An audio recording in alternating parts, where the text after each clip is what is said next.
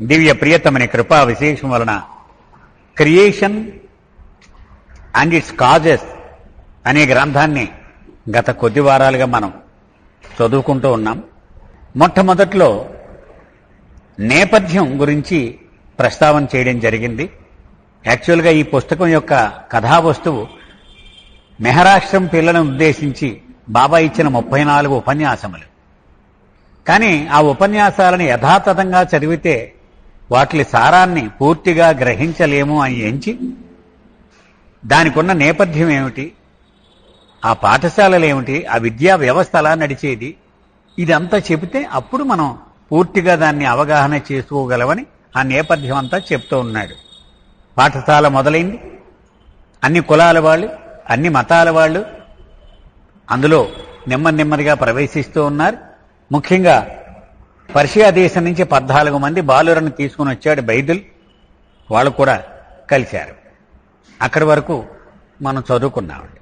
ఇక ఈరోజు విషయం, it was also from this time that fathers from what was known as the Mughal community, typically poor Shiite Muslims of Iranian extraction, often living in Bombay, began to present themselves at Mehrabad, trying to secure enrollment for their sons.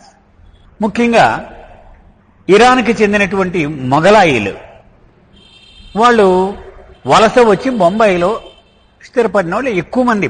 Iran దేశం నుంచి వలస వచ్చేసిన వాళ్ళు బొంబాయిలోనే ఉండేవారు. Irani tea stalls, కళ్ళు అంగడులు ఇలా ఇవన్నీ నడుపుకుంటూ ఉండేవారు. వాళ్ళు దీనిలో చదివారు, ఈ అడ్వర్టైజ్మెంట్లో చదివి అబ్బో చాలా బాగుంది, ఇదేదో మన పిల్లల్ని ఇందులో జాయిన్ చేద్దామని ఆ పర్టికులర్ మొఘలాయి కమ్యూనిటీకి చెందినటువంటి తండ్రులు వచ్చేవారు తమ పిల్లల్ని ఇక్కడ జాయిన్ చేద్దామని. From their first appearance Baba was reluctant to admit them. ఇలా చూసి వాళ్ళని వద్దేళ్ళు అన్నారు బాబా వాళ్ళని చూడగానే. Warning the mandali that these Mughals were word breaker. వీళ్ళ మాటకి నిలబడరు సుమా, ఇవేళ ఒకటి అంటాడు రేపు ఒకటి అంటాడు, వీళ్ళతో పడలేం మనం, వద్దు వెళ్ళని అన్నారు Baba. As indeed proved to be the case all too soon. ఎన్నాళ్ళోగా అడవక ముందే బాబా చెప్పింది ఖచ్చితంగా కరెక్ట్ అని తేలిపోయింది కూడా. నందులేదు Baba let himself be prevailed up అని. సరేలే వాళ్ళు బతిమాలేరు, కానివ్వండి అన్నారు బాబా, అడ్మిషన్ ఇచ్చేయండి అని అన్నారు. And a sizable group of these Mughal boys found their place in the Meherashram, swelling the number of Urdu and Persian speakers in what they had quickly became a very cosmopolitan student population. నిమ్మదిగా ఉర్దూ మాట్లాడేవాళ్ళు, Persian మాట్లాడేవాళ్ళు పెరిగారు. అయితే వాళ్ళందరూ ఇలా వేరువేరుగా తెగల కింద ఉండకుండా అందరూ కలిసి అన్ని భాషలో మాట్లాడుకుంటూ ఉండేవారు. A rich and vivid account of life in the Maharashtra was provided in a Persian language book published in 1929, Kashf-ul-Haqaiq, or the Discovery of Truth, written by Kaikhosru Asfandiar Afsari, or Rao Sahib as he was known, the manager of the boarding program, a teacher of Persian and one of the monthly most closely connected with the Maharashtra and Premashram boys. ఇక అప్పుడు ఎంత అద్భుతంగా నడిచేది ఆ విద్యా వ్యవస్థ అంటే మనకి ఎవరు చెప్పగలడు? ఒకడున్నాడు, రావు సాహెబ్ అతని పేరు. అతను మొట్టమొదటి నుంచి బాబాతో ఉన్నటువంటి శిష్యుడు. అలాగే అతను ఈ భోజన వసతికి సంబంధించి అతనే మేనేజర్. అలాగే పర్షియన్ భాషలో అతనే టీచర్, ఎక్స్పర్ట్ అనమాట అతను చాలా అద్భుతంగా ద డిస్కవరీ ఆఫ్ ట్రూత్, సత్యమును కనుగొనడము అనేటువంటి ఒక గ్రంథాన్ని పర్షియన్ భాషలో రాశాడు. అది అద్భుతమైనటువంటి సోర్స్ అన్నమాట. As Rao Saheb describe, before the boys were admitted, their fathers were given full tours of the school and boarding facility. ముందు కరోనా జాయిన్ చేయడానికి వచ్చారనుకోండి, ముందు మీ కరోనా అక్కడ పెట్టండి, మీరు మా కూడా రండి అనేవారు. మొత్తం చూపించేవారు. ఈ వాతావరణం అంతా చూడండి, మెహరాబాద్ ఎలా ఉందో, ఎక్కడ ఉంటాడు మీ వాడు, భోజనాలు చూడండి, కిచెన్ చూడండి, టాయిలెట్ చూడండి, బాత్రూములు చూడండి, ఇవన్నీ చూడండి అని చూపించేవారు మొత్తం అంతా. వర్ షోన్ ప్రింటెడ్ రూల్స్, అలాగే ముద్రించి రెడీగా ఉన్నటువంటి రూల్స్, నిబంధనలు ఉండేవి చూపించేవారు. And were required to sign a 5-year contract. మా కుర్రాన్ని 5 ఏళ్ల పాటు ఇక్కడే ఉంచుతాను, మధ్యలో తీసుకెళ్ళిపోను అని కాంట్రాక్ట్ సంతకం పెట్టి అప్పుడు వెళ్ళాలి. ఇది ప్రతి కుర్రాడి విషయంలో కూడా. Typically new arrival spent a month in what was called the branch ashram, a dormitory facility in Arangam village or Lower Mehrabad, where they were boarded and fed and cared for while they participated in a high school activity. అయితే కొన్ని ఉద్యోగాల్లో probation period అని ఉంటుంది. మొట్టమొదటి ఒక 6 నెలలు వాడిని చూస్తారు, అసలు ఎలా వాడి పనికి వస్తాడా రాడా కదా చూసి అప్పుడు కన్ఫర్మ్ చేస్తారు. లేకపోతే వాడికి అయితే వచ్చి నువ్వు పనికిరావు నాన్న ఈ ఉద్యోగానికి పంపించేస్తారు. అలాగే ఒక నెల రోజులు వీళ్ళని ముందు కింద బ్రాంచ్ ఆశ్రమం ఉండదు లోయర్ మేరాబాద్, మనం చదువుకున్నాం నిన్న. అక్కడ ఈ కుర్రాడిని ముందు ఫస్ట్లో అక్కడ పెట్టేవారు. పెట్టి అక్కడే భోజనం అక్కడే వస్తే అన్ని ఇచ్చేవారు. అది చూసి వాడు పనికొస్తాడంటే పైకి పంపించేవారు. అలాగే ముందు స్టడీ కోసం అక్కడ పెట్టించేవారు. When vetted and found suitable, branch ashram boys were then admitted to Mehar ashram and transferred up the hill. వీడు పనికొస్తాడు బాగానే ఉన్నాడు అని వెట్టింగ్ అంటే సర్టిఫై చేయాలన్నమాట. సర్టిఫై చేస్తే అప్పుడు పైకి పంపించేవారు. కొండ మీకు వచ్చి అక్కడ ఉండేవారు. There each student was provided free of charge a metal case for keeping his belongings. ఆ పిల్లలకి ఏమేమి ఇస్తారో ఒక్కొక్కడికి ఇక్కడ లిస్ట్ రాశాడు. ఒక ట్రంక్ పెట్టి ఇస్తారట ముందు. ఒక ట్రంక్ పెట్టి ఇనప బాక్స్ ఒకటి, అందులోనే వాడు సామాన్లు అన్ని పెట్టుకుని తాళం వేసుకోవాలి. వాడు 3 sets ఆఫ్ యూనిఫామ్, 3 జతల యూనిఫార్మ్ ఇస్తారట వాడికి. 2 హ్యాండ్ కర్చీఫ్స్ అంటే ఒకటి ఉతుక్కోనాక ఒకటి వాడుకోనాక, 2 చేతి రుమాళ్ళు. ఏ బెడ్డింగ్ సెట్, వాడు పరుచుకోవడానికి మళ్ళీ చుట్టబెట్టేసుకోవడానికి ఒక బెడ్డింగ్ ఒకటి. ఏ టవల్, ఒక టవల్. ఏ హ్యాట్, తలకి ఒక hat. A pair of shoes, ఓ జత షూలు. ఏ ఫుడ్ డిష్, అలాగే భోజనం చేయడానికి ఒక ప్లేట్ అనమాట. An umbrella during the rainy season, వర్షాకాలం వస్తే ఒక్కొక్కరికి ఒక్కొక్క గొడుగు ఇచ్చేవారు. ఇది వాళ్ళకి సప్లై చేసినటువంటి item. Each item was tagged or marked with the students ID number to prevent mixing personal item. ప్రతివాడు ఎన్రోల్ అవగానే 105 ఆ నెంబర్ వీడి ఐటమ్స్ అన్నిటి మీద వేసేసేవారు. వీడి బట్టల మీద కూడా 105, వీడి గొడుగు మీద 105 అలా వేసేవారు. ఎందుకంటే ఎవడు ఐటమ్ వాడే వాడాలి, కలిసిపోకూడదు, బాధ్యత తీసుకోవాలి, అలాగా జాగ్రత్త వహించాలి.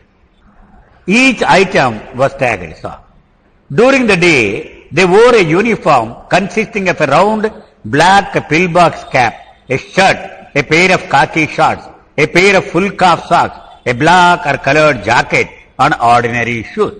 వాళ్ళు యూనిఫారం కూడా చెప్తున్నారు. వాళ్ళ రోజులు ఏంటి, ఒక చొక్కా వేసుకునేవారు, ఒక కాకి నెక్కర్ వేసుకునేవారు, అలాగే మోకాల దాకా ఉన్నటువంటి సాక్స్ ఫుల్గా అనమాట, మొత్తం పై దాకా మోకాల దాకా సాక్స్ ఉండాలి. అలాగే ఒక పైన ఒక జాకెట్ వేసుకునేవారు కోట్లాటితోటి. తర్వాత మామూలు షూలు వేసుకునేవారు. A special launderer would pick up the dirty clothes అనే రెగ్యులర్ బేసిస్. రోజుకోసారి ఒక సాకలోడు వచ్చేస్తాడు, వాడు సాయంత్రం వచ్చేసి వీళ్ళ బట్టలు మాసిన బట్టలు పట్టుకుపోతాడు, మళ్ళీ తెచ్చేస్తూ ఉంటాడు. ఇలాగా అరేంజ్ చేశారంట. They ate 3 vegetarian meals daily of rice, dal, potatoes, tomatoes, cabbage, okra and other vegetables in a common mess hall. Each boy responsible for cleaning his own plate. They slept in the east tank room and another dormitory that had been erected on the hill, where staff would check in on them during the night. వాళ్ళకి సంబంధించిన దినచర్య అంతా కూడా ఇక్కడ పొందుపరిచాడు. వాళ్ళకి రోజుకి 3 భోజనాలు, అంటే పొద్దున్న, మధ్యాహ్నం, రాత్రి.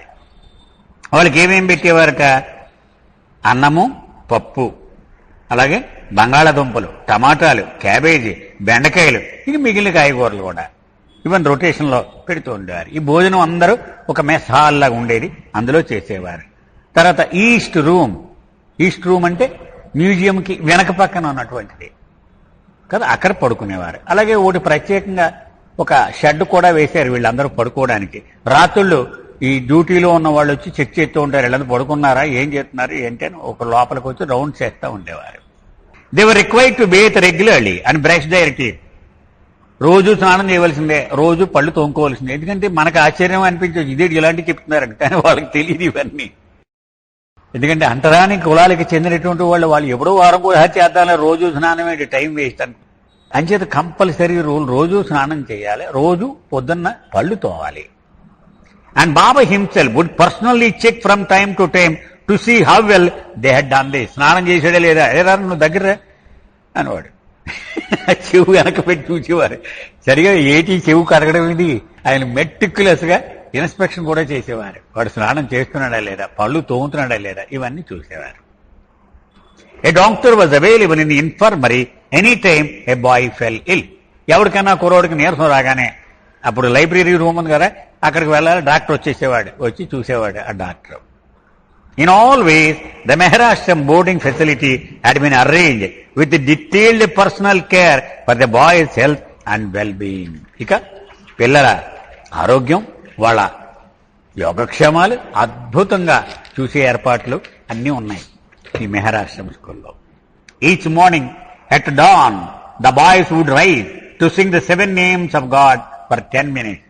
ప్రతిరోజు ఉదయం లేవగానే 10 నిమిషాల పాటు భగవంతుని సప్తనామాలు హరి, పరమాత్మ, అల్లా, హూరమజ్దా, గాడ్ ఏజిదానుహు అనేటువంటిది 10 నిమిషాలు పాటించేవారు. ఇన్ కస్ హకాయక్ Rao Saheb commented on the beautiful and moving effect that this singing by boys in the still of the dawn created. అతను రావు సాహెబ్ రాసినటువంటి ఆ వ్యాసంలో రాశాడు, పొద్దున్న నిశ్చలంగా ఉన్నటువంటి ప్రశాంతమైనటువంటి ఆ వేకుజాము వాతావరణంలో ఈ పిల్లలు మధురాతి మధురంగా ఆ పాడుతూ ఉంటే అది కదిలించేసేది అందరినీ కూడా. అద్భుతమైనటువంటి ఆ సన్నివేశం అది అని రాశాడు. ఆఫ్టర్ ఏ బ్రేక్ఫాస్ట్ అట్ 6:30, 6:30కి బ్రేక్ఫాస్ట్ అయిపోవాలి. They spend the rest of the morning in class at the Hazrat Babajan high school. కొండ కిందకి వెళ్ళిపోయి అక్కడ హజరత్ బాబాజాన్ హై స్కూల్లో గడిపేవారు. Part of their curriculum involve the study of spiritual and religious topics. ఈ మెహరాశ్రమం వాళ్ళకి స్పిరిచువల్ టాపిక్స్ ఎక్స్ట్రా, మామూలు చదువుతో పాటుగా అవి కూడా ఉండేవి వీళ్ళ సిలబస్లో.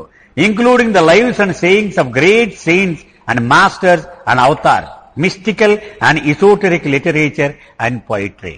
వీళ్ళకి అదనపు సిలబస్ ఏమిటో చెప్తున్నారు ఇక్కడ. ఏమిటది?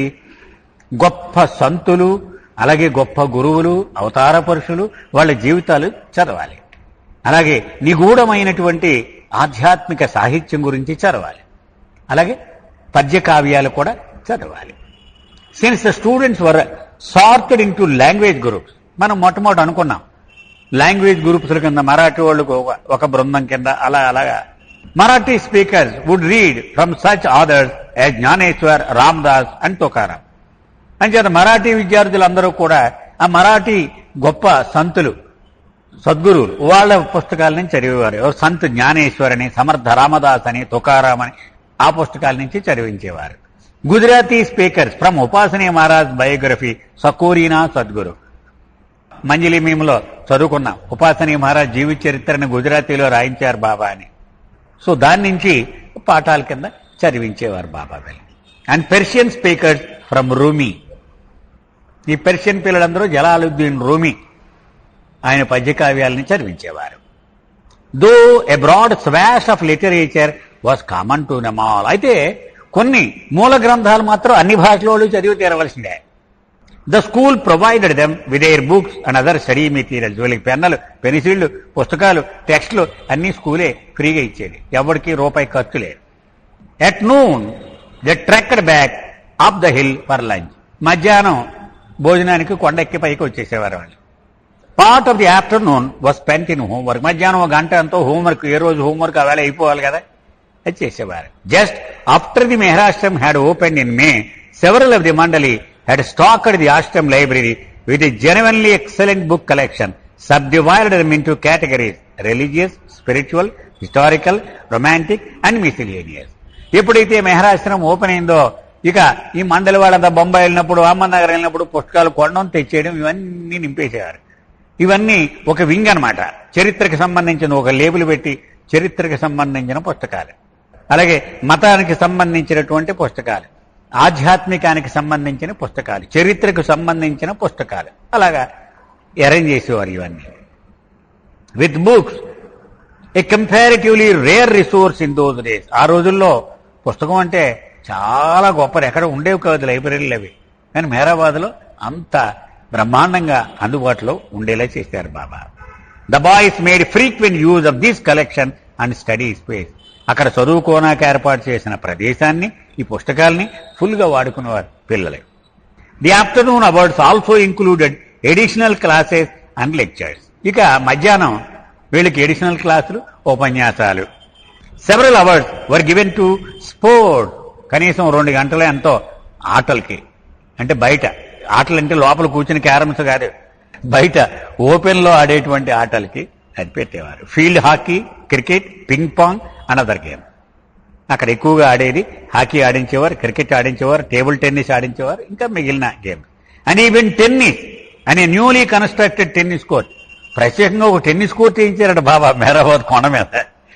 అక్కడ వీళ్ళు టెన్నిస్ కూడా ఆడించేవారు. At 6 PM they ate supper. సాయంత్రం 6 గంటలకి రాత్రి భోజనం అయిపోవాలి. Afterward, particularly as the Maharashtra got into its regular rhythm and year wore on, the boys attended a monthly lecture in what was called the spiritual hour, ఆధ్యాత్మిక ఘడియ అని పెట్టేవారు. భోజనాలు అయిపోయాక 7 గంటల నుంచో ఎప్పటి నుంచో పెట్టేవారు. నెమ్మదిగా ఒక ఏడాది గడిచాక అప్పుడు ఒక్కొక్క మండలి వాడిని తీసుకొచ్చి వాడిని ఉపన్యాసం ఇమ్మనేవారు. బహుశా గొత్తాజీ, అబ్దుల్ ఘనీ వీళ్ళంతా అతిరేత మహారాజులు ఉన్నారు కదా, అప్పుడు రంజు, అబ్దుల్లా వీళ్ళందరితో ఉపన్యాసాలు ఇప్పించారు. విచ్ యూజువల్లీ బిగాన్ ఎట్ 6:30, 6:30 కల్లా మొదలైపోయింది. And on special nights as a last item on the daily menu another hour with Baba. కొన్ని ప్రత్యేకమైన రోజుల్లో ఈ 6:30 నుంచి అయిపోయాక ఇంకొక గంట ఎక్స్ట్రా కూర్చోబెట్టి స్వయంగా బాబా ఉపన్యసించేవారు అక్షర ఫలకం సహాయంతో. In December and January, it was during this final session that Baba delivered the lecture collection creation and it's causes. December నుంచి జనవరి ఆ టైంలో బాబా ఇదిగో ఈ క్రియేషన్ అండ్ ఇట్స్ కాజెస్ అనేటువంటి ఉపన్యాసాలు ఇచ్చారు. From 8:30, after 8:30 or 9 the Meherashram boys went to bed. 8:30కి మామూలుగా, అయితే స్పెషల్ లెక్చర్ ఏదైనా ఉంటే 9కి వీళ్ళంతా పడుకోవాల్సిందే. The high school administered a major series of student examinations on 1st December 1927. September 27లో పెద్ద పరీక్షలు పెట్టేశారు వీళ్ళందరికీ, పిల్లలకి. And on the same day a programme of spiritual instruction for the Meherashram boys went into effect. అదే రోజున సాయంత్రం ఏది ఆధ్యాత్మిక నియమావళిలాగా అనమాట, ఇన్స్ట్రక్షన్, ఆయన ఆదేశాలు ఇస్తారు, అది మొదలైంది. And indeed we could take this moment at the end of August and beginning of September as a hinge point in the history of Meherabad. అంటే మెహరాబాద్ చరిత్రను గనక మనం నిశితంగా చూస్తే ఈ రోజుని అవేళ దిశానిర్దేశం జరిగిపోయిందనమాట. సరిగ్గా హింజ్ పాయింట్ అంటే ఆ ముందు వేరు, ఆ తర్వాత వేరు. ఆ రోజున విప్లవాత్మకమైన మార్పు సంభవించింది. Wear the preparatory phase was definitely concluded. అంటే బాబా సిద్ధం చేసేటువంటి పని పూర్తి చేసేశారు అప్పటికి. And become almost exclusive centre of Meherabad life. ఇక అది ఈ విద్యార్థులతో గడిపేటువంటిది ఇక మెహరాబాద్ జీవితానికి ఇదే ప్రథమ ధ్యేయం అయిపోయింది అనమాట. 2 major literary records of the preceding Meherabad years, the combined diary and tiffin lectures were brought to an end almost on the same day. ఇదే రోజున అంతకు ముందు రాసిన 2 ప్రధాన గ్రంథాలు ఉన్నాయి ఈ రోజుల గురించి పొందుపరిచినవి. ఆ 2 పూర్తి అయిపోయినాయి. అంటే ఆ రోజున జరిగిన విశేషాలు చెప్తున్నాడు. కంబైన్డ్ డైరీ అని ఒకటి, టిఫిన్ లెక్చర్స్ అని ఒకటి. Though we have no direct evidence on the point, it seems likely that the writing up of the intelligent notebooks dates from the same period. అంటే ఇన్ఫినిట్ ఇంటెలిజెన్స్ సంబంధించినటువంటి పుస్తకాలు కూడా ఈ రోజుల్లోనే రాయబడి ఉంటాయని ఈయన నమ్ముతున్నాడు వార్డ్.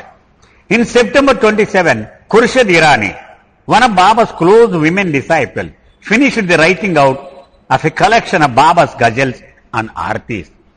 ఆ అమ్మాయి మెహరా కంటే కొంచెం పెద్దదే. బాబా ఒక పనప్పు చెప్పారు ఆవిడకి, నేను చిన్నప్పటి నుంచి ఇప్పుడు దాకా రాసిన గజల్సులు, ఆరతులు బోల్డ్ రాశాను, అవన్నీ ఒక గ్రంథ రూపంలో నువ్వు తయారు చేయన్నారు. ఆ వేళకి అవి కూడా తయారు చేసి ఇచ్చేసింది ఆవిడ. All of this literary wrapping up of loose end which is probably prompted by Baba's own directives seemed to signal an awareness that an epoch had come to an end and the projects connected with it needed to be salted away and laid to rest. ఇవన్నీ చూస్తే ఏమనిపించిందంటే బాబా ఈ చరిత్రకు సంబంధించిన విషయాలన్నీ అయిపోవాలి, ఇంకా time waste చేయలేని దాని గురించి. ఇవన్నీ మనం ఒక గ్రంథ రూపంలో తెచ్చేయాలి. అక్కడక్కడ మొక్కలుగా ఉన్నాయి అన్నీ కూడా ఒక ప్రామాణికమైనటువంటి రూపంలోకి వచ్చేయాలి.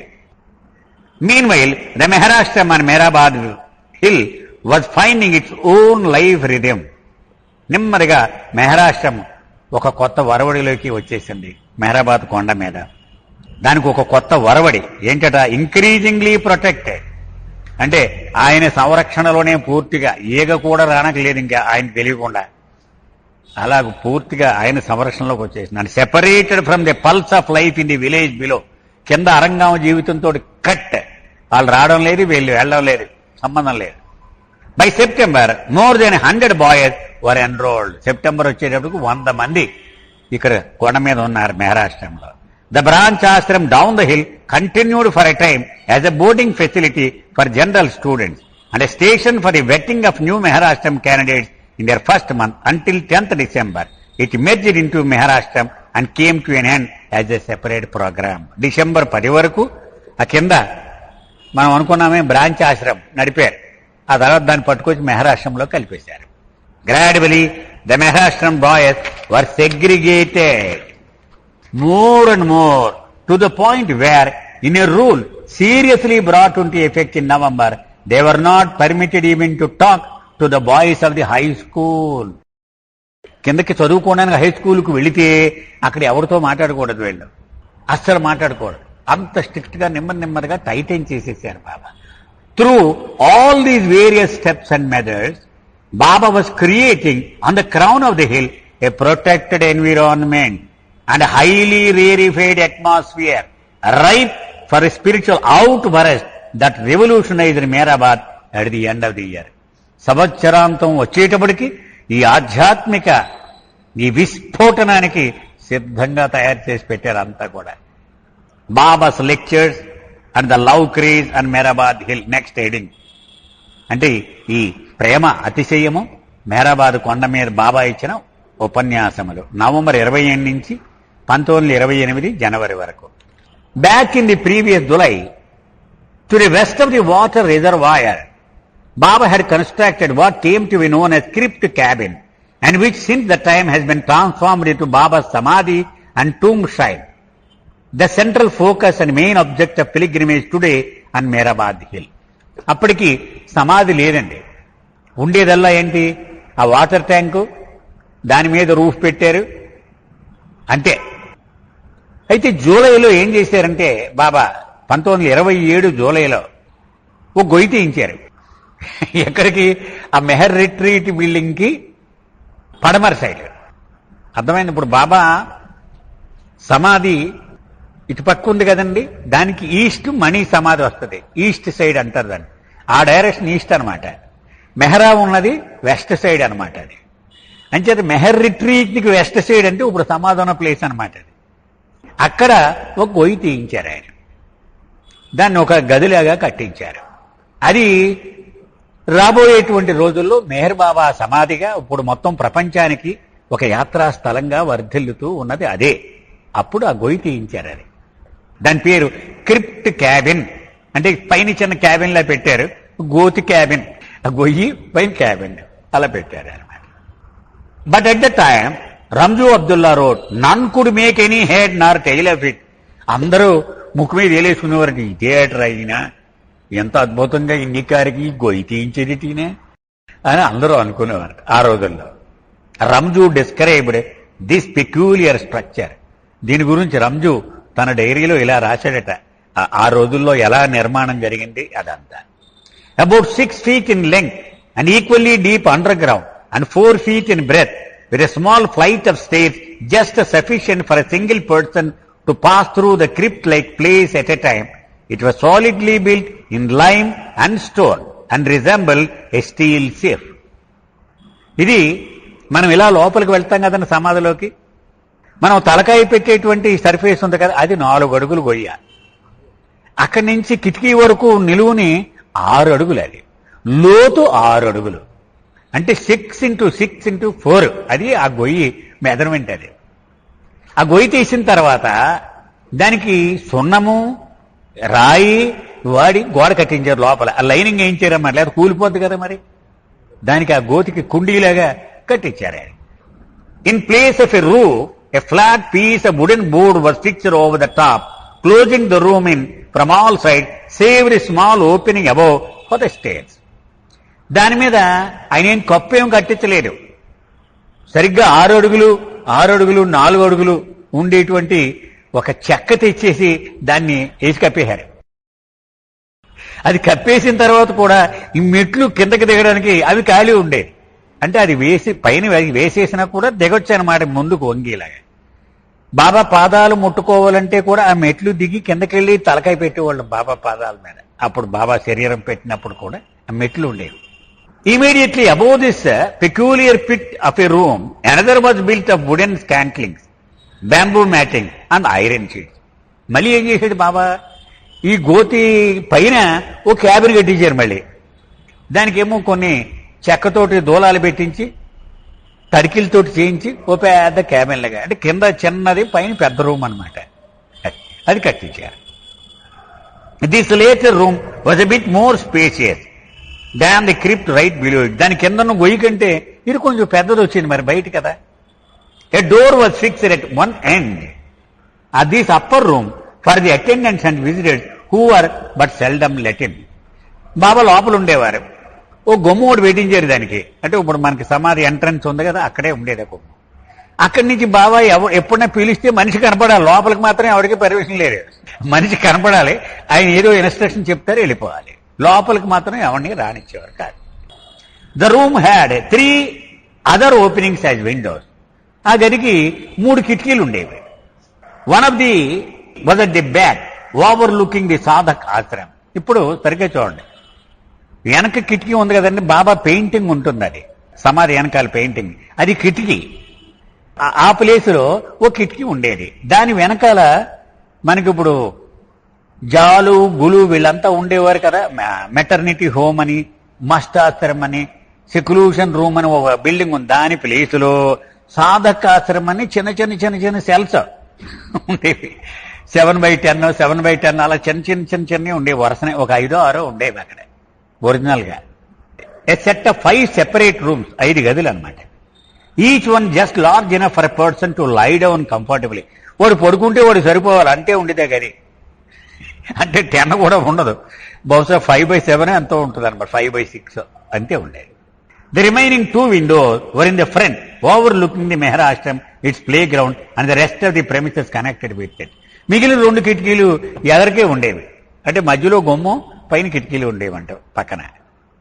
ఎందుకని అక్కడి నుంచి ఇలా చూస్తే బాబా మొత్తం ఈ మెహరాశ్రమం అడావుడి, ఈ పిల్లలంతా ఏం చేస్తున్నారు, ఏం ఆడుతున్నారు అన్నీ కనపడేవి ఆ కిటికీల్లో చూస్తే. అని one of these was enclosed with wire netting for the master to look through when he retired in to the upper room, and the other served the main purpose of enabling him to appear before the disciples, boys and visitors, as he generally did throughout the day and also during the early hours of the dawn. అయితే ఒక కిటికీ open గా ఉండేది. ఎందుకని ఆయన ఎవరితోన్నా మాట్లాడాలంటే అక్కడికి వచ్చి నుంచునేవారు. మిగిలిన వాళ్ళంతా బయట సమావేశం అయ్యేవారు, పిల్లలు కానీ పెద్దోళ్ళు కానీ ఎవరైనా సరే. రెండోది మెష్ తోటి ఉండేది. అంటే ఆయన చూడాలంటే ఆయనకి ఎప్పుడు కావాలంటే అప్పుడు లేచి చూస్తూ ఉండేవారు ఎక్కడెక్కడ ఏమవుతుంది ఇన్స్పెక్షన్ అంతా. For a number of months after it's construction the crypt cabin served as Baba seat on the hill. ఇక బాబా ఎక్కడుంటారయ్యా, ఆయన పీఠం ఏదయ్యా అంటే ఇదిగో ఈ గొయ్యి, ఈ గొయ్యి దగ్గరే ఆయన ఉండేవారు. ఇదే ఆయన పీఠం.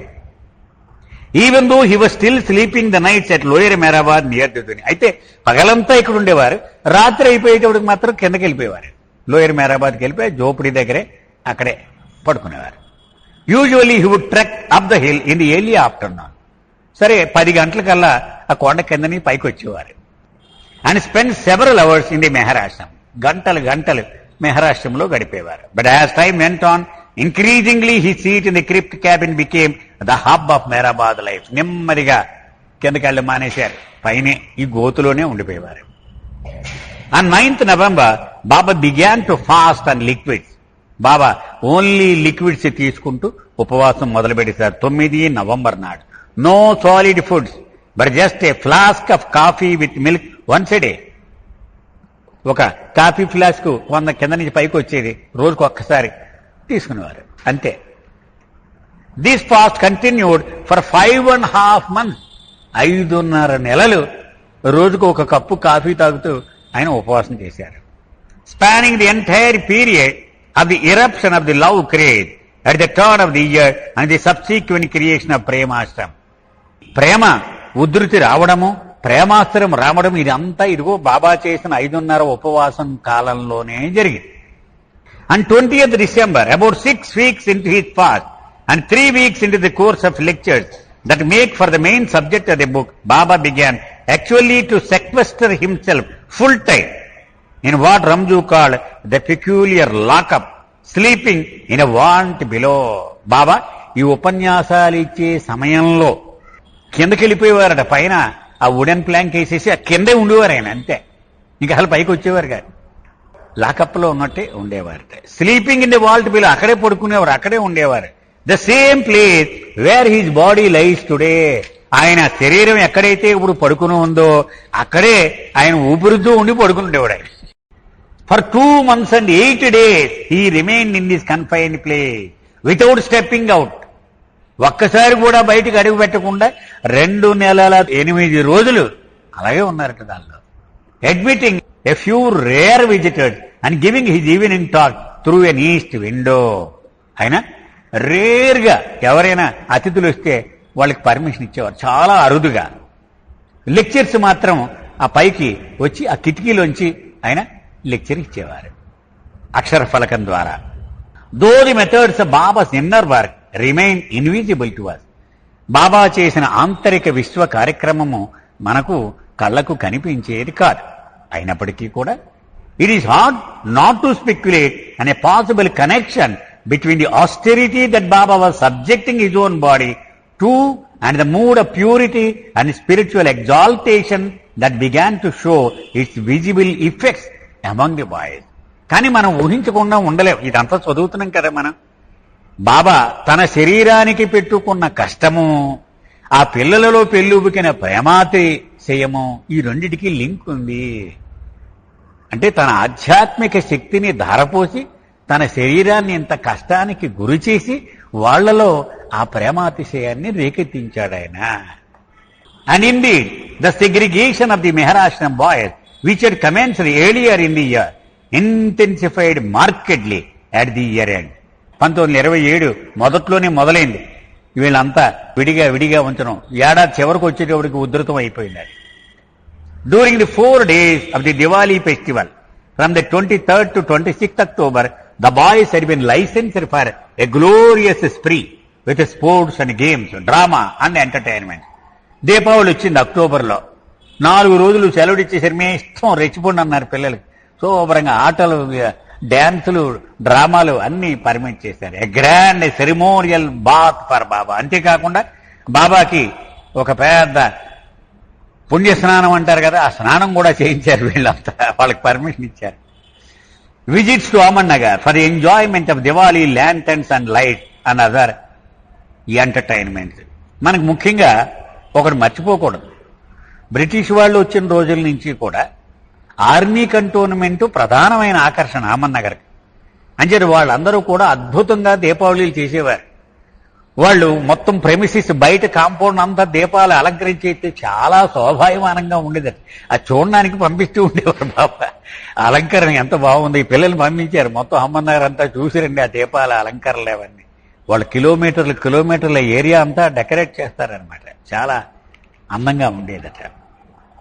But immediately after this, rules that had been created months earlier were brought into full force. అయిపోయింది ఉత్సవం, అన్ని స్క్రూలు టైట్ చేశారు బాబా. The Maharashtra boys were now not permitted to talk to the boys of Hazrat Baba Jan High School, and Maharashtra teachers were forbidden to fraternize and even talk with the boys outside the class. వీళ్ళు ఆ కింద ఉన్న high school పిల్లలతో మాట్లాడకూడదు. అంతేకాదు class room లో నడుస్తున్నంతసేపు టీచర్లు పిల్లలతో మాట్లాడాలి. క్లాసు గంట కొట్టేసి అయిపోగానే టీచర్లు మాట్లాడడానికి వెళ్ళేది. అంత స్ట్రిక్ట్ గా ఏకాంతవాసంలాగా పెట్టేసేవారు. చాంజీస్ డైరీ రిలేట్. చాంజీ తన డైరీలో ఇలా రాసుకున్నాడు. Did not desire the ashram boy should come in contact in touch with any outsider. ఒకసారి బాబా చూశారట, కిందన్న ఒక కుర్రాడు వీళ్ళతోటి కలిసి మాట్లాడడం చూసి వెంటనే ఆయన స్ట్రిక్ట్ చేసేసారనమాట. వాళ్ళని ఎవడు ముట్టుకోనకి వీళ్ళేరు, వీళ్ళు ఎవరితో మాట్లాడడానికి వీళ్ళేరు. They must be in clean healthy spiritual atmosphere. ఆ పిల్లలు ఎప్పుడూ కూడా శుభ్రంగా ఉండాలి, ఆరోగ్యంగా ఉండాలి, అద్భుతమైన ఆధ్యాత్మిక వాతావరణంలోనే ఉండాలి.